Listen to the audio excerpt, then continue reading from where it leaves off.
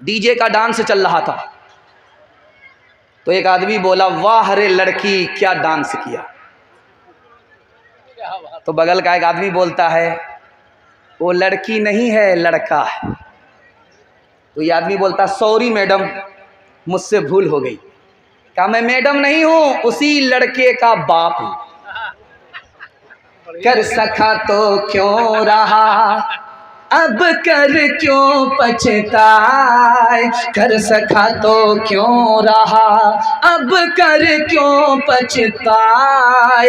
बोए पेड़ बबूल का, बोए पेड़ बबूल का, अमुआ कहाँ से पाए, अमुआ कहाँ से पाए। पाथे दिन पाथे गए हरी सकियों नहीं, पाथे दिन पाथे गए हरी सकियों नहीं। अब पछताए हो तो क्या, अब पछताए हो तो क्या, जब चिड़िया चुग गई खेत, चिड़िया चुग गई खेत।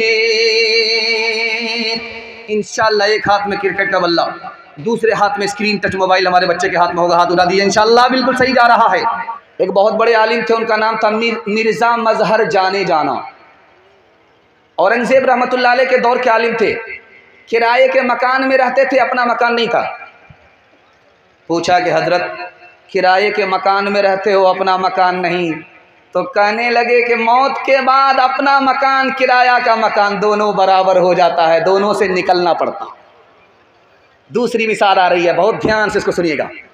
एक आदमी मकनहा के बिल्कुल नुक्कर पर खड़ा था, उससे किसी ने पूछा कि जलसा कहाँ हो रहा है, आबादी कहाँ है, जलसा कहाँ हो रहा है? तो उसने कहा कि सीधा आप दायां लीजिए, दायां से बायां लीजिए और आगे आबादी ही है। तो वो जैसे ही दायां लेकर के बायां गया, सामने देखा तो कब्रिस्तान है। सर पकड़ करके बैठ गया कि ये कैसा बेवकूफ़ आदमी है। मैंने बस्ती पूछा, आबादी पूछा, मकान पूछा, कहाँ लोग रहते हैं, जलसा वहाँ सुनने के लिए जाना था, ये हमें कब्रिस्तान भेज रहा है, जिंदगी में कब्रिस्तान भेज रहा है। वो पलट करके आया कि तुम कितने बड़े बेवकूफ़ आदमी हो, आने वाले मेहमान को धोखा देते हो। मैंने तुम्हें पूछा था कि जलसा कहाँ है, आबादी कहाँ है, तूने मुझे कब्रिस्तान भेज दिया। कहा, मैंने गलत जगह नहीं भेजा, आबादी वही है, मैंने वहाँ सबको पहुँचते हुए देखा है, लेकिन वहाँ से किसी को कहीं जाते हुए नहीं देखा है, आबादी तो उसी का नाम है। तीसरा नमूना आपकी खिदमत में लेकर के आ रहा हूँ। आदमी मकान 4 मकसद से बनाता है, 3 मकसद तो गलत है, 1 मकसद सही है। 3 मकसद सही है, 1 मकसद गलत है। पहला मकसद क्या है? मकान बनाएंगे सर छुपाने की जगह मिल जाएगी, ये मकसद सही है। मकान बनाया है सर्दी गर्मी से बच जाएंगे, ये मकसद भी सही है। मकान बनाया है दिल को सुकून मिलेगा, दिल से तकलीफ निकल जाएगी, ये मकसद भी सही है। मकान बनाया है कि दूसरा तारीफ करे, मकान बनाने पर भी गुनहगार होगा। हर मकान के अंदर 2 ऐब है। जितना खूबसूरत मकान आप बना लीजिए, खुदा के वास्ते इसको ध्यान से सुनिएगा, आपकी तरक्की को कोई रोक नहीं सकेगा। दुनिया का सबसे बदतरीन पैसा वो है जो मकान में लगता है। मकान में आप ज़्यादा पैसा मत लगाइए, गारा मिट्टी में जो पैसा चला गया वो पानी में चला गया। तिजारत में पैसा लगाते तो माल माल को खींचता, पैसे के पैसे को खींचता। आपने मकान में कमर तोड़ पैसा लगा दिया, दुनिया का सबसे बड़े बेवकूफ़ इंसान आप हैं, आपका पैसा बर्बाद हो गया। ज़रूरत से ज़्यादा पैसा मकान में मत लगाइए। अल्लाह के रसूल की ज़बान ने कहा है वो बहुत बुरा पैसा है जो मकान में लग जाता है। तिजारत में लगता तो बहुत अच्छा पैसा होता, पैसा पैसे को खींचता। हर मकान के अंदर 2 ऐब है। पहला ऐब ये है, चाहे आप लाल किला बना लीजिए, चाहे आप ताजमहल बना लीजिए, हर मकान के अंदर 2 ऐब है। पहला ऐब ये है कि जितना पुराना होगा उतना बदसूरत होगा। देखिए, परदादा ने मकान बनाया था, ऐसा लग रहा कि मकबरा बन रहा है, आदमी खड़ा हो ही नहीं सकता, झुक करके जाना पड़ता है। पोते ने हटा करके फेंक दिया, शीश महल बना रहा। इसलिए अपने लिए तो मकान बनाइए, पोते के लिए मत मकान बनाइए, क्योंकि पोता आपके मकान को पसंद नहीं करेगा, वो मकान खराब हो जाएगा, बदसूरत हो जाएगा। दूसरा ऐब दिखाने के लिए जा रहा है, कितना ही पैसा आप मकान में लगाइए, कमर तोड़ पैसा लगाइए, लेकिन जानते हैं मकान को आपको छोड़ना पड़ेगा या मकान आपको छोड़ देगा। दूसरा है भाई, मकान बनाना है तो पहले पैसा वहाँ भेज दीजिए, मरने में आपको डर नहीं लगेगा। इंशाल्लाह लोन लेकर के मकान बनाएंगे, पहली फुर्सत में हाथ उठा दीजिए इंशाल्लाह। फना के बाद भी मुझको सता रहा है कोई, निशान कब्र का मेरा मिटा रहा है कोई, निशान कब्र का। ऐ खुदा मुझको थोड़ी सी जिंदगी दे दे, उदास मेरे जनाजे से जा रहा है कोई, उदास मेरे। अंधेरी रात को तारीक और सन्नाटे, कमर की कब्र पे, कमर की कब्र पे आंसू बहा रहा है कोई, फना के बाद भी। तीसरा पैगाम बहुत बेदारी के माहौल में आपकी खिदमत में लेकर के आ रहा हूँ। आपने दिल खुश कर दिया कि जिस माहौल में आप सुन रहे हैं उसी माहौल में आपका ज़मीर जिंदा है। अल्लाह आपके ज़मीर को जिंदा फरमाए। सुनने के लिए तैयार है तो हाथ उठा दीजिए इंशाअल्लाह। सुन करके आपका दिल बहुत मजबूत होगा। खुदा कितना मेहरबान अपने बंदे पर है, आप अंदाज़ा नहीं लगा सकते। खुदा के 3 नाम हैं। पहला नाम है गाफिर। गाफिर कहते हैं थोड़ा माफ़ करने वाला। बंदा थोड़ा गुनाह करता है, अल्लाह थोड़ा माफ़ करता है। अल्लाह का क्या नाम है? गाफिर। और दूसरा नाम अल्लाह का है गफूर। बंदा बहुत गुनाह करता है, अल्लाह बहुत माफ़ करता है। अल्लाह का नाम गफूर है। अल्लाह का तीसरा नाम है गफ्फार। बंदा हद से ज़्यादा गुनाह कर रहा है, अल्लाह हद से ज़्यादा माफ़ करता है। अल्लाह का नाम गफ्फार है। अल्लाह का रिकॉर्ड आपको सुनाने के लिए जा रहा हूँ, आप यकीन नहीं करेंगे। 99 आदमी के कत्ल करने वाले को भी अल्लाह ने माफ़ कर दिया। हर रोज़ हर रात लड़की से जिना करता था, अल्लाह ने उसे भी माफ़ कर दिया। मौत से ठीक 1 रात पहले अल्लाह ने उसे भी माफ़ कर दिया।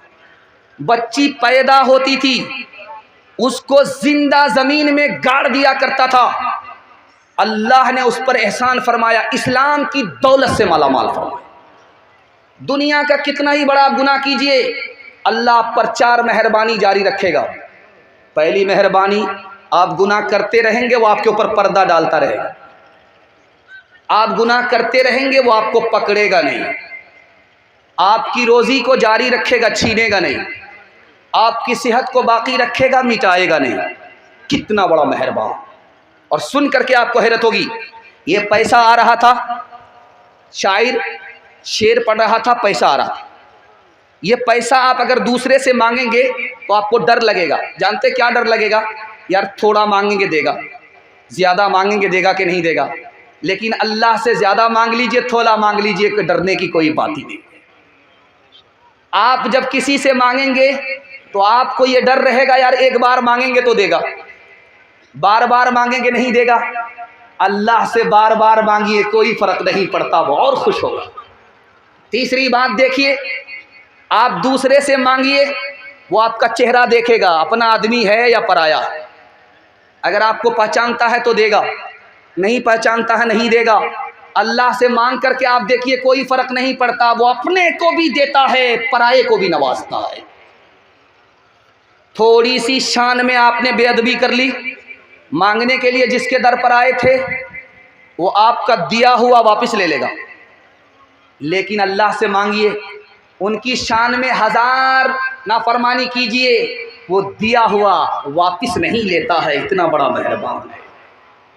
हज़रत उमर की अदालत में एक चोर के लिए ऐलान हुआ, इसके हाथ काट डालो ताकि दूसरे के माल की हिफाजत हो, दूसरे को नसीहत हो। तो वो गिड़गिड़ाने लगा, हाथ जोड़ने लगा कि मेरी पहली गलती है, माफ़ कर दो। हज़रत उमर ने कहा ऐसा हो ही नहीं सकता, पहली गलती पर खुदा पकड़ता नहीं है, पर्दा डालता है। दूसरी गलती पर खुदा पर्दा डालता है, पकड़ता नहीं है।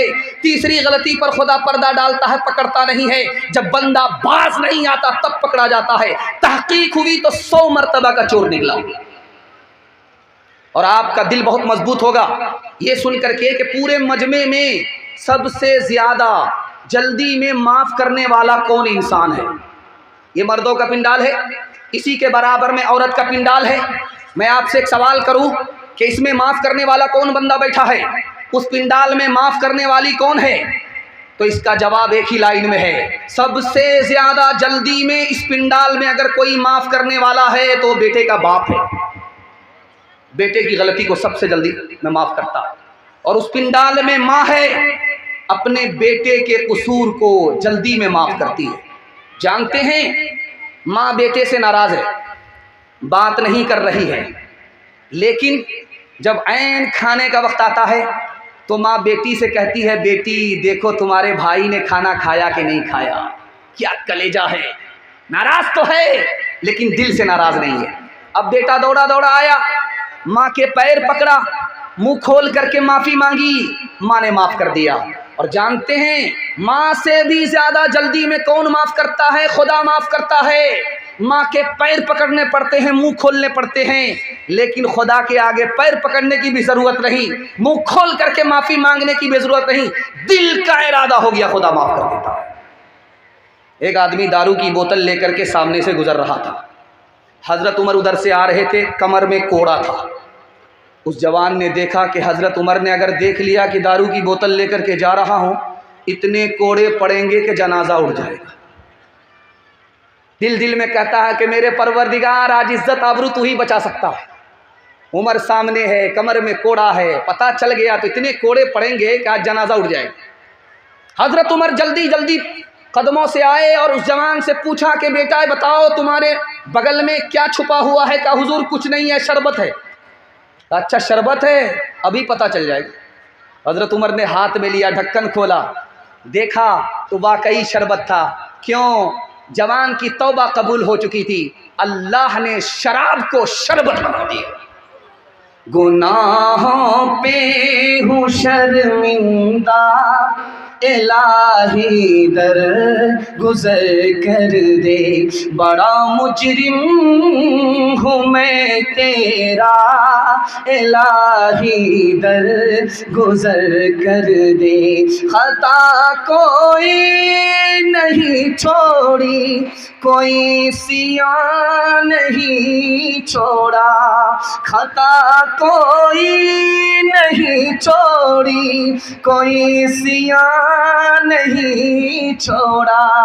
बस अब करता हूँ मैं तौबा, इलाही दर गुजर कर दे, बड़ा मुजरिम हूँ मैं तेरा, इलाही दर गुजर कर दे। खिलौना हाथ का आपने बना रखा है शैतान ने, बना रखा है शैतान ने, बना ले अपना तू बंदा, इलाही दर गुजर कर दे, बड़ा मुजरिम हूँ मैं तेरा, इलाही दर गुजर कर दे।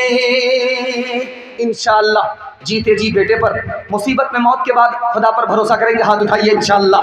ये देखिए, अब इंसाफ से बताइए इन लोगों के साथ क्या किया जाए। ये कन्या के भी मामू है, दुल्हा के भी मामू। ये 2020 का मैच देख रहे हैं, 50 इधर है 50 उधर है। ध्यान से सुनिएगा, आप जिस हाल में भी सुन रहे हैं आप मेरा दिल खुश कर रहे हैं। दायां बायां आपका इम्तिहान होता रहेगा, इससे कोई फ़र्क पड़ने वाला नहीं है।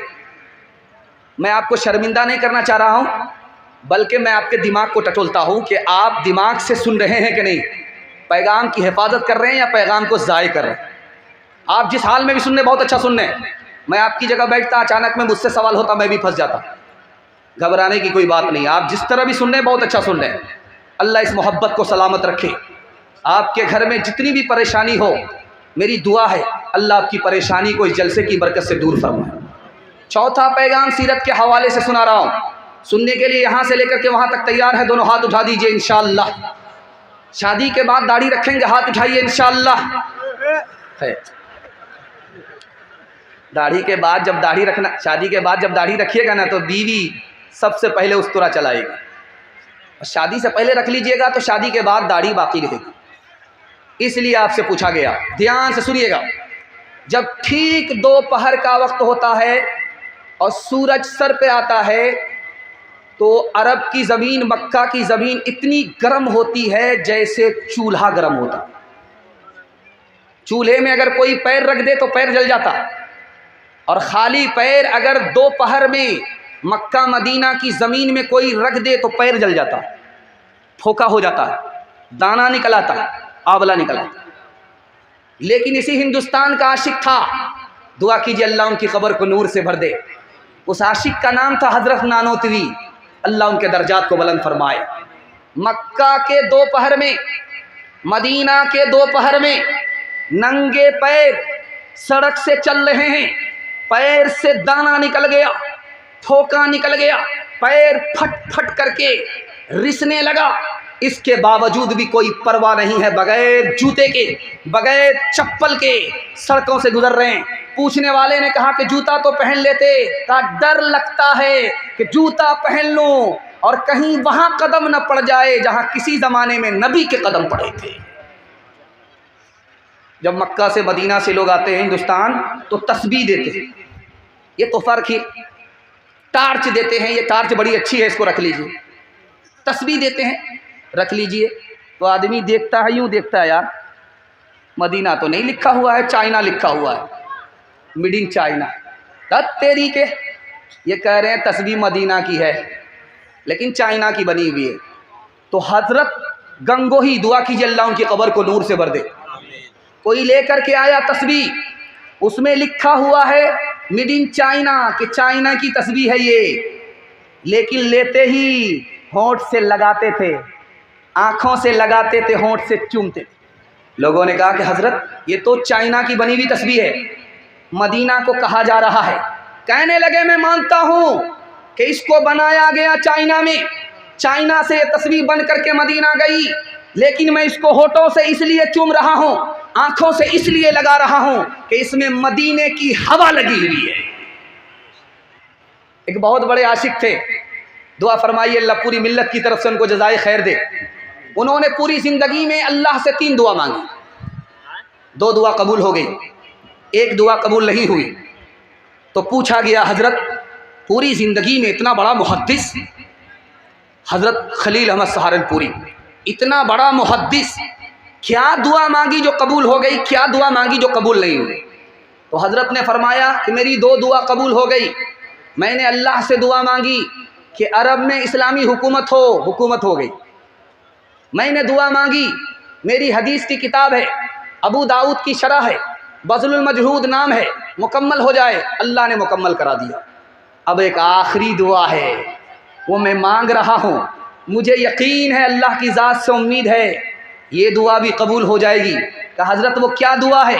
कहा दुआ ये है मैं पैदा तो हिंदुस्तान में हुआ हूँ, अल्लाह जन्नतुल बकी में दफन होना लिख दे। आखिरी बात आपकी खिदमत में लेकर के आ रहा हूँ, आप जब फ़ज़ाइल आमाल मस्जिद में देखते हैं उसको अदब से उठाया कीजिए, आँखों से लगाया कीजिए, होठों से चूमा कीजिए। बहुत बड़े आशिक रसूल की किताब है, आपको अंदाज़ा नहीं है। एक नमूना आपकी खिदमत में लेकर के आ रहा हूँ। दुनिया में सबसे ज़्यादा हदीस में उर्दू ज़बान में छपने वाली किताब, मुख्तलिफ ज़बान में छपने वाली किताब अगर कोई है तो फ़ज़ाइल अमाल है। कितना बड़ा आशिक था, उनकी किताब को अल्लाह ने पूरी दुनिया में ऐसे आम ताम कर दिया।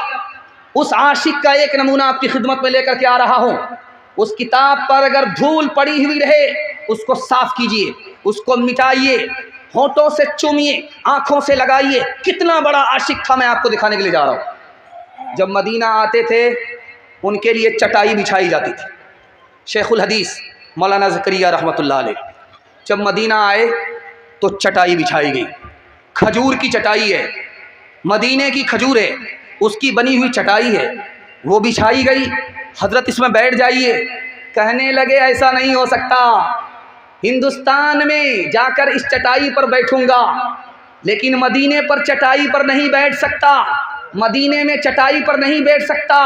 क्यों? मैं मदीने का कुत्ता हूं, मेरे लिए मदीने की जमीन ही मुनासिब है। इतने बड़े आशिक की वो किताब है, बहुत अदब से उठाइएगा, अल्लाह आपके मुकद्दर को चमका देगा। ध्यान से सुनिएगा, आखिरी नमूना आपकी खिदमत में। हिंदुस्तान से जो हवा जाती है मदीना, वो ठंडी होती है, और जो हवा मदीने से हिंदुस्तान आती है वो गर्म होती है। क्यों? वजह यह है कि पूरब की हवा ठंडी होती है, पश्चिम की हवा गर्म होती है। सब लोग जानते हैं, तजर्बा है कि इधर की हवा जो उधर जाती है वो ठंडी होती है, उधर की हवा जो इधर आती है वो गर्म होती है। फिर गैर मुस्लिम ने हज़रत नानोतवी से मजाक किया, हुजूर आप तो कहते हैं मदीना मदीना मदीना मदीना, मदीने से आने वाली हवा गर्म, हिंदुस्तान से जाने वाली हवा ठंडी, बात क्या है? तो हज़रत नानोतवी ने ऐसा जवाब दिया कि वो आदमी लाजवाब हो गया। दुआ फरमाइए अल्लाह हज़रत नानोतवी के कब्र को नूर से भर दे, उनके दर्जात को बुलंद फरमाए, जन्नतुल फिरदौस में उनको आला मकाम अता फरमाए। उन्होंने लिखा, अरे तुम्हें पता नहीं है, ये हिंदुस्तान से जो हवा जाती है मदीना, वो मारे खुशी में जाती है। नबी से मुलाकात करने के लिए जा रही हूँ, नबी के शहर को देखने के लिए जा रही हूँ, नबी के रोज़े पर सलाम पढ़ने के लिए जा रही हूँ, मारे खुशी के सर से लेकर के पैर तक ठंडी हो जाती है।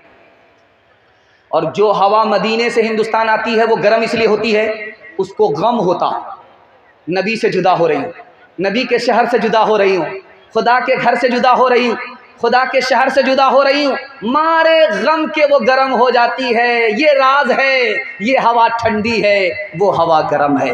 इंशाअल्लाह सब काम पहले होगा, हज उम्रा बाद में करेंगे। हाथ उठाइए इंशाअल्लाह। ताज़ीम की है जिसने मोहम्मद के नाम की, खालिक ने उस पे आतिशे दोज़ख हराम की। तेरे मकाम का तो खुदाई को इल्म है, जन्नत तो है जगह तेरे अदना गुलाम की। पहले तौबा से दिल पाक कर लीजिए, पहले तौबा से दिल पाक कर लीजिए, जाम तौहीद लब से लगा लीजिए। पहले तौबा से दिल पाक कर लीजिए, जाम तौहीद लब से लगा लीजिए। आब ज़मज़म से फिर अपना मुँह धोइए, आब ज़मज़म से फिर अपना मुँह धोइए, और नामे शहे अंबिया लीजिए। इतना कह दीजिए आज कासिर ज़रा आपकी नात गोई का मकसद है क्या, गर नबी की गुलामी की है आरज़ू, तो गुलामी नबी से दुआ लीजिए। सीरत का जलसा मुकम्मल हो गया। अब मैं बूढ़े बुजुर्ग के हवाले से सुना रहा हूँ, आप लोग सुनने के लिए तैयार हैं? दोनों हाथ उठाइए इंशाअल्लाह। दूसरी शादी करेंगे, हाथ उठाइए इंशाअल्लाह। खैर दूसरी शादी के लिए मैं देखना चाह रहा था कितने बूढ़े हाथ उठा रहे हैं, लेकिन बूढ़े की दाढ़ी ऐसे सफ़ेद नहीं होती है, बड़े तजर्बे में पकती है। देखिए उन्होंने ब्रेक मार लिया और नौजवान ने हाथ उठाया, और उसने हाथ उठाया जिनकी शादी है। अगर इस चैनल ने दिखा दिया तो उसकी बीवी क्या उसका कबाड़ा करेगी, अल्लाह रहम फरमाए। खैर ध्यान से सुनिएगा, तेज़ी से निकल जाएगा। आप जितना अच्छा सुन रहे हैं, आपने दिल खुश कर दिया। मैं तो घबरा गया था आपकी हालत को देख करके कि पसीना है, गर्मी है, पता नहीं क्या होगा, बेचैनी की हालत है। लेकिन अल्लाह आपके ऊपर मेहरबान हो, आपके सारे मसले को अल्लाह हल फरमाए कि आप क्या हैं, अजीब इंसान हैं। मोहब्बत में आप बिल्कुल पिघले हुए जा रहे हैं, पिघल लें। अल्लाह इस मोहब्बत को सलामत रखे, अल्लाह आपकी हर मुश्किल को आसान फरमाए। ध्यान से सुनिएगा, जल्दी से निकल जाएगा। बेटा इंतकाल कर रहा है और बाप बेतहाशा रो रहा है। तो बेटे की आंख खुली, उसने अब्बा से कहा, अब्बा मर तो मैं रहा हूँ, आप इतना ज़्यादा क्यों रोते हो? कहा कि बेटा इसलिए रो रहा हूँ, मैंने तुम्हें लंदन भेजा था पीएचडी पास कराने के लिए, मेरा पैसा बर्बाद हो रहा है, तेरी मौत हो रही है, मैं बर्बाद हो रहा हूँ, तेरी मौत से ज़्यादा अपने पैसे की बर्बादी पर रो रहा हूँ। तो बेटे का जवाब सुनिए, मैं आपको सुनाने के लिए जा रहा हूँ। आप मेरी फिक्र मत कीजिए, ये पसीना बहता रहेगा, पंखा भी लगा देंगे तब भी पसीना बहता रहेगा, हमारी परवाह मत कीजिए, छोड़ दीजिए। जो जिस हाल में सुन रहे उसी हाल में सुनने दीजिए। जब सब लोग सुन रहे हैं उसी हाल में तो मुझे सुनाने में क्या दिक्कत है? और ये पसीना बहता रहेगा। अच्छा है यही पसीने की कीमत अल्लाह के यहाँ मिल जाए, बहुत बड़ी किस्मत वाला हो जाऊंगा मैं। ध्यान से सुनिएगा, जल्दी से निकल जाएगा। बेटा बोलता है कि अब्बा अभी क्या रोते, जिस वक्त मुझे जहन्नम में जाता हुआ क़यामत में देखोगे उस वक्त रोगे।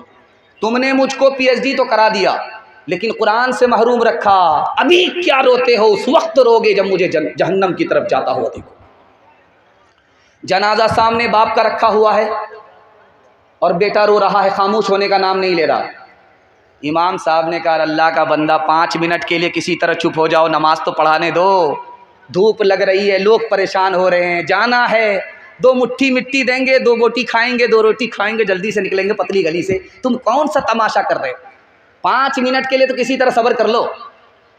तो बच्चा कहता, इमाम साहब 5 मिनट की बात नहीं है, मैं रो रहा हूँ अपने बाप के जनाजे को देख करके नहीं रो रहा हूँ।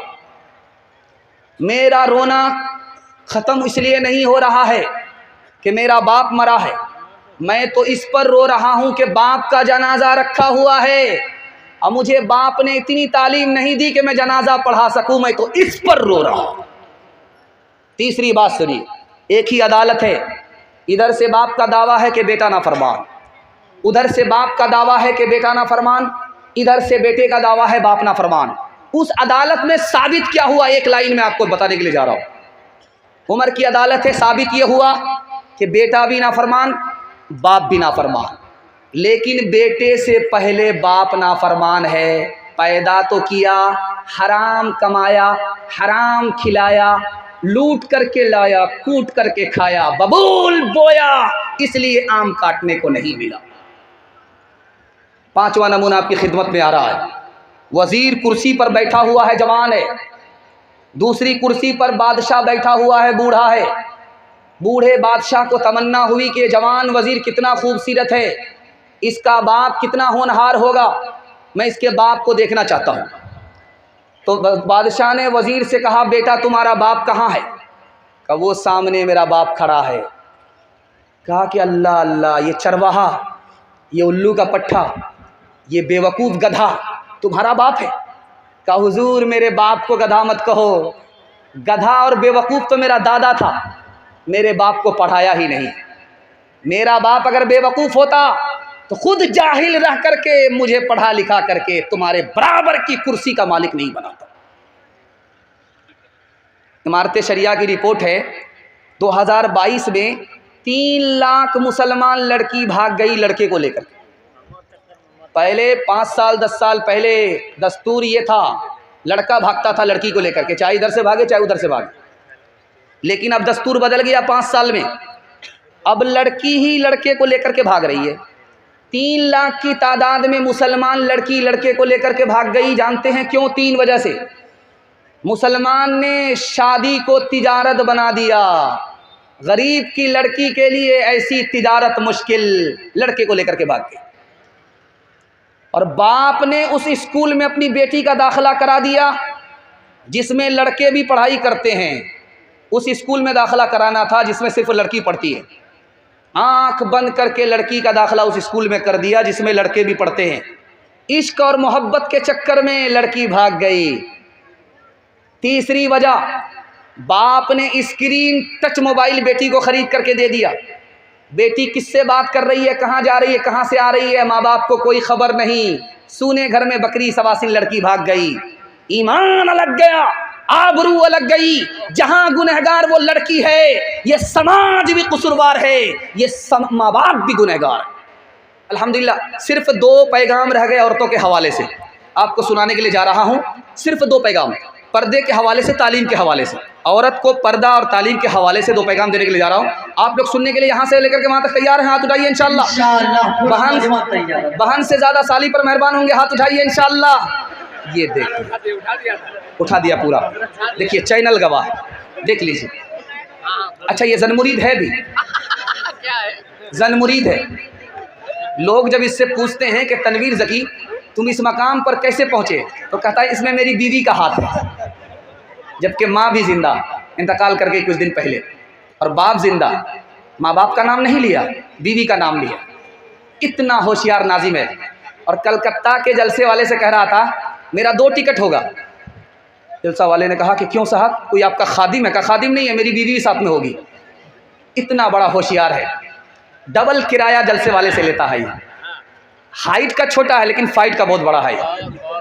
ये जेब कट्टा भी है, लकड़ कट्टा भी है। और याद रखिए एक बात और भी आपसे कह देते हैं हाथ जोड़ करके, ससुराल में कभी बराबर मत रहिएगा। आइएगा 9-11 हो जाइएगा, क्योंकि ससुराल में रहने वाला दामाद और कुत्ता दोनों बराबर। ध्यान से सुनिएगा, जल्दी से निकल जाएगा। बहुत खूबसूरत पैगाम तालीम के हवाले से आपको सुनाने के लिए जा रहा हूँ। इमाम शाफी रहमतुल्लाह अलैह ने फरमाया, अगर दूध पीने वाला बच्चा माँ की गोद में पेशाब करे वो बेटा है, और बदन में पेशाब नहीं लगा, कपड़े में पेशाब है, तो कपड़ा उतारने की ज़रूरत नहीं है। 1 मुट्ठी पानी लिया मारा, 2 मुट्ठी पानी लिया मारा, गार लिया झाड़ लिया, कपड़ा पाक हो जाएगा। बेटा अगर पेशाब करे, दूध पीता बच्चा, इमाम शाफी फरमाते। लेकिन अगर दूध पीने वाली बेटी है, माँ की गोद में पेशाब करे, बाप की गोद में पेशाब करे, और बदन में पेशाब ना लगे, सिर्फ कपड़े ही में पेशाब है, फिर भी 1 मुट्ठी 2 मुट्ठी पानी मार लेने से कपड़ा पाक नहीं होगा। कपड़ा उतारना पड़ेगा, दाग धब्बे छोड़ाने पड़ेंगे, बदबू निकालनी पड़ेगी, गारना और निचोड़ना पड़ेगा, तब मुकम्मल कपड़ा पाक होगा। देखिए नुक्ता, बेटा पेशाब करे मेहनत नहीं है, थोड़ी सी मेहनत में कपड़ा पाक। बेटी पेशाब करे दुनिया भर की मुसीबत, मोटा मोटी पाक करने से कपड़ा पाक नहीं, कपड़ा उतारना पड़ेगा। देखिए कितनी मेहनत। पालन हक्कानी ने यहाँ से नुक्ता निकाला, दुआ कीजिए अल्लाह उनकी कब्र को नूर से भर दे। पालन हक्कानी ने फरमाया, जिस तरह बेटे की पेशाब को पाक करने में मेहनत नहीं है, उसी तरह बेटे की तालीम पर ज़्यादा मेहनत नहीं है। जिस तरह बेटी के पेशाब करने में ज़्यादा मेहनत है, उसी तरह बेटे से ज़्यादा बेटी की तालीम पर मेहनत करनी पड़ेगी। क्यों? बेटी 4 मंजिल में पहुंचती है। पहली मंजिल में वो बेटी है, दूसरी मंजिल में वो बीवी है, तीसरी मंजिल में वो माँ है, चौथी मंजिल में वो सास है। जब आपने बेटे से ज़्यादा बेटी को तालीम दी, यही बेटी आगे चल करके अच्छी बीवी होगी, यही बेटी आगे चल करके अच्छी माँ होगी, यही बेटी आगे चल करके अच्छी सास होगी। मर्द पढ़ता है, अकेला मर्द पढ़ता है, औरत पढ़ती है, सारा खानदान पढ़ता है। माँ इधर है, बाप इधर है, बीच में बच्चा खड़ा है। माँ मुसलमान है, बाप मुसलमान नहीं है। माँ कह रही है बेटा कलमा पढ़ ले, मेरी तरह मुसलमान हो जा। बाप कह रहा बेटा भूल से कलमा मत पढ़ना, जैसे मैं मुसलमान नहीं तुम भी मुसलमान मत होना। बेटा कभी माँ को देख रहा, कभी बाप को देख रहा, कभी माँ को देख रहा, कभी बाप को देख रहा। माँ का जादू चल गया, बेटा कलमा पढ़कर मुसलमान हो गया।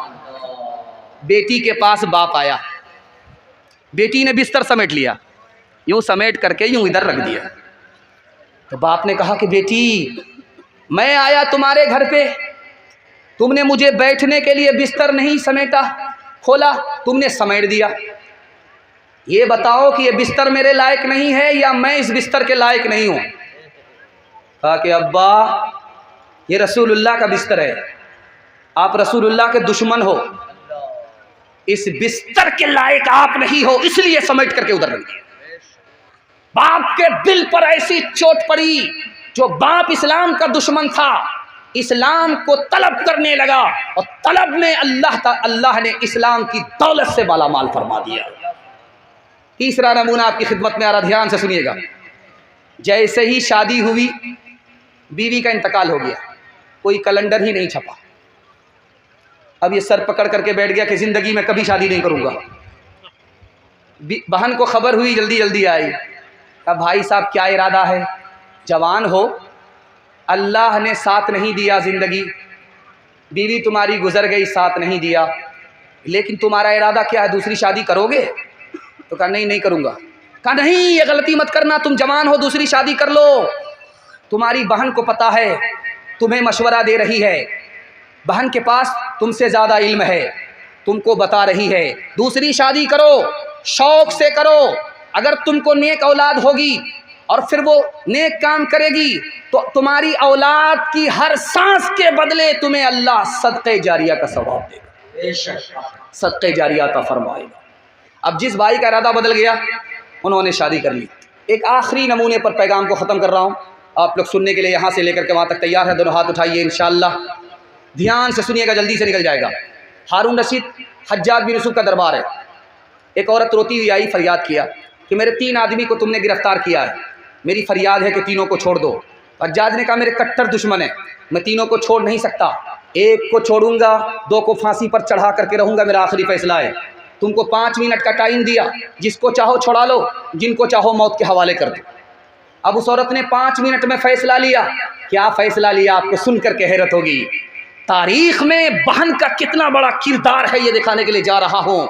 माँ बाप के मरने के बाद हम अपनी बहन को तन्हा छोड़ देते हैं। बहन पर सितम करने वाले, हाथ जोड़ करके मैं आपसे कहता हूँ, आप बहन पर सितम मत कीजिए, करम कीजिए, अल्लाह आप पर मेहरबान होगा। ध्यान से सुनिएगा। उस बहन ने कहा, ए हज्जाज, तुमने मुझे 5 मिनट का टाइम दिया है, एक को बचाना है, 2 को मौत के हवाले करना, मेरे भाई को छोड़ दो। बेटे को फांसी हो गई, शौहर को फांसी हो गई। हज्जाज बिन यूसुफ ने हैरत से पूछा, है औरत, तूने बेटे को नहीं बचाया, भाई को बचाया, इसका क्या राज है? तुमने भाई को बचाया, शौहर को नहीं बचाया, इसकी क्या वजह है? उस औरत का जवाब सुनिए।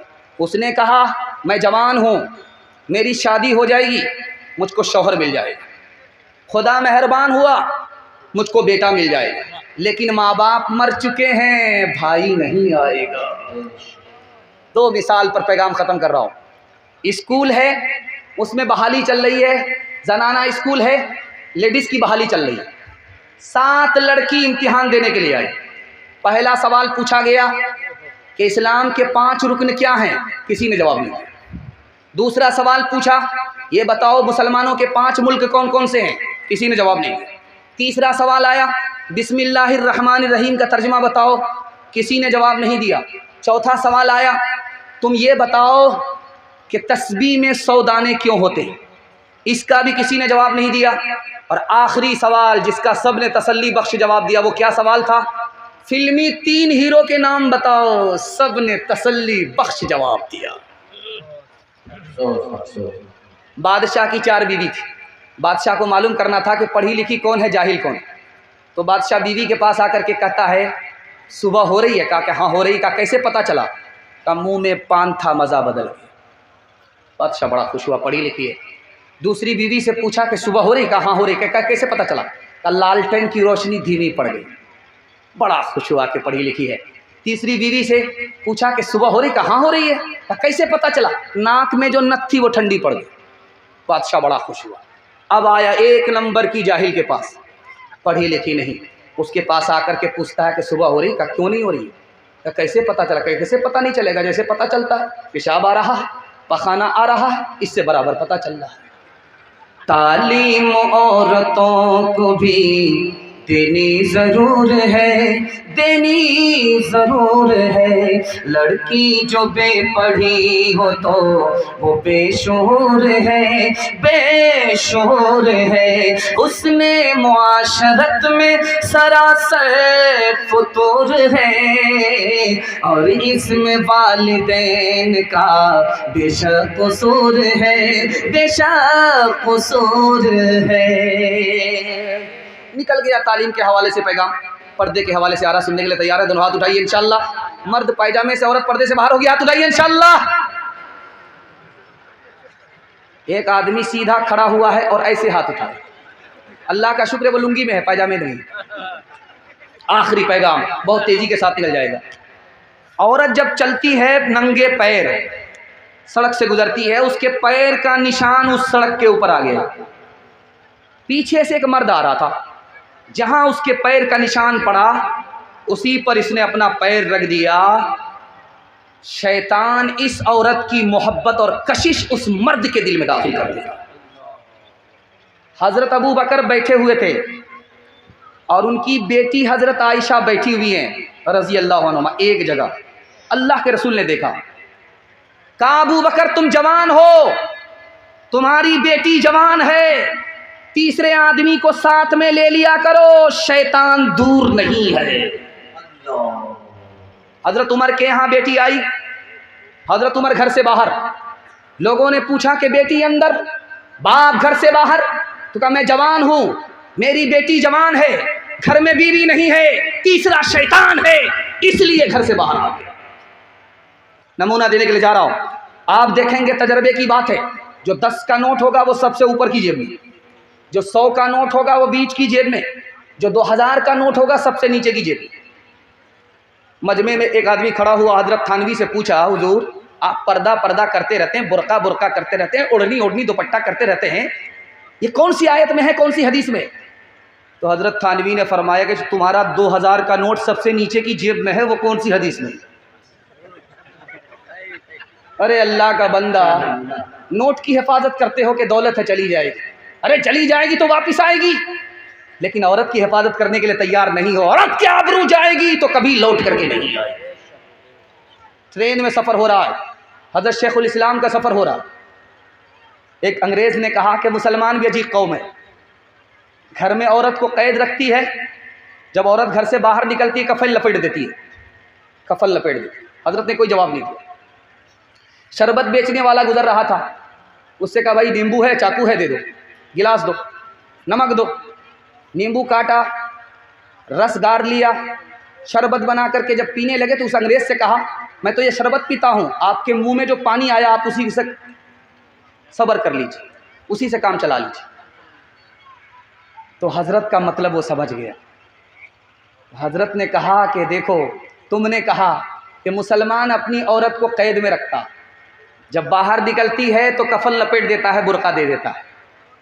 जब बेपर्दा बेबुर्का औरत सड़क पर आती है तो जिस तरह नींबू कटने से मुंह में पानी आ जाता है, उसी तरह आवारा लोगों के मुंह में पानी आ जाता है। हावड़ा ब्रिज आपने देखा होगा, अंग्रेज का दौर था, अंग्रेज हाकिम था, अभी ये मुल्क आज़ाद नहीं हुआ। एक लड़की बेपर्दा चल रही थी, एक पीछे से एक लड़के ने छेड़ दिया उसको। दोनों लड़का लड़की का मुकदमा अदालत में आया, अंग्रेज हाकिम है, अभी ये मुल्क आज़ाद नहीं हुआ। तो अंग्रेज ने, हाकिम ने लड़के से पूछा कि तुमने चलती हुई लड़की को क्यों छेड़ा? कहा हुजूर मेरा कसूर नहीं है, चूल्हे की आग जिसको चूल्हे में रहना चाहिए वहां से निकल करके पेट्रोल पंप में आ गई है, कसूर पेट्रोल पंप का नहीं है, चूल्हे की आग का। अंग्रेज बड़ा दूर अंदेश था, समझ गया।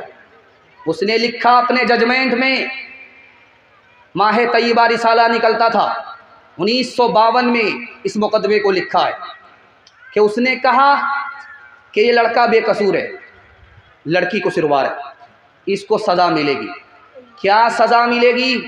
1 साल उस बुर्के में रहना पड़ेगा जिसको लेकर के नबी सल्लल्लाहु अलैहि वसल्लम आसमान से ज़मीन पर आए। औरंगज़ेब बादशाह का दौर है, एक औरत के ख़िलाफ़ मुकदमा हो रहा है। उस लड़की का केस क्या था कि उसने औरत होकर के 4 मर्दों से निकाह कर लिया था एक साथ। तो बादशाह ने कहा कि ओ नादान लड़की, जवाब दो, तुमने औरत होकर के 4 मर्दों से निकाह कैसे कर लिया? कहा क्या गलत किया? जलसे में गई थी, मसला सुना था, अमल किया। तो बादशाह सर पकड़ करके बैठ गए, चोरी भी है सीना जोरी भी है। तो बादशाह ने कहा कि क्या मसला सुना था? कहा मसला ये सुना था कि लोग जिना क्यों करते हैं जबकि 4 शादी की इजाज़त है। ये मर्दों के लिए कहा था कि औरत के लिए? कहा मैं इतना ही सुना था। उसके बाद तो होटल चली गई थी हलवा पूरी खाने के लिए।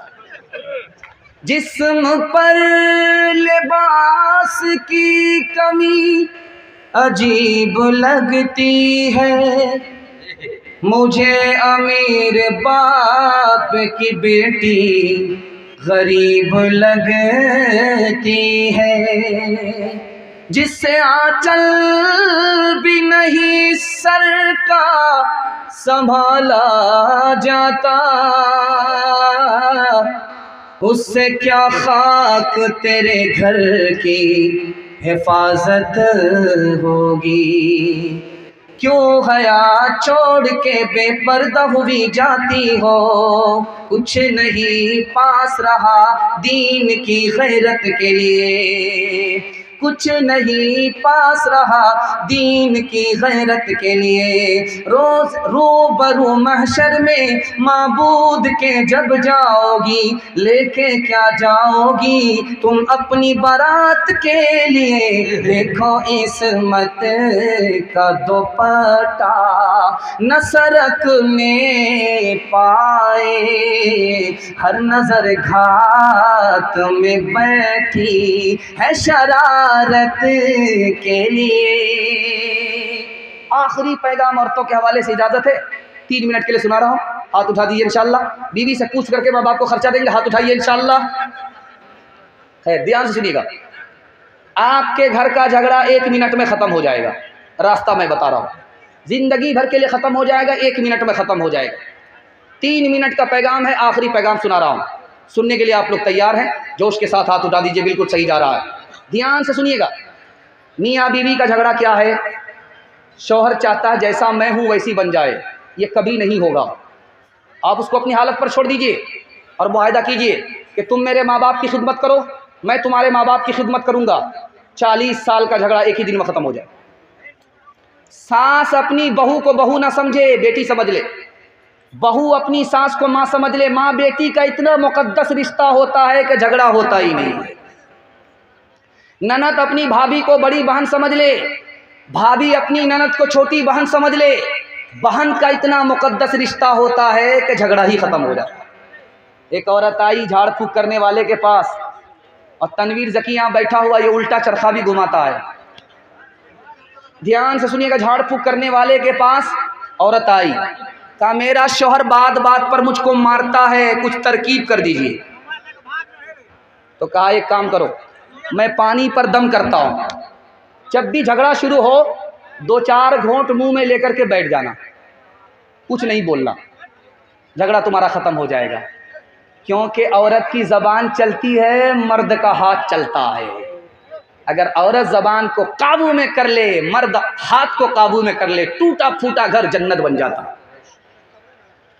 जब ससुराल में आदमी को मज़े का खाना खाना होता है, अपने घर में अच्छा खाना नहीं होता, तो सीधे ससुराल भागता। सास को समझ में आ गया कि ज़रूर दाल में काला है, बेमौका दामाद क्यों आया, ये मुर्गा ज़बह कराने की प्लानिंग है। तो सास ने सोचा कि अगर एक दिन खिला देंगे बढ़िया खाना, रोज़ आएगा खाने के लिए, आज ही सबक सिखा देते, कभी नहीं आए। तो सास ने खिचड़ी बना करके दामाद को दे दिया।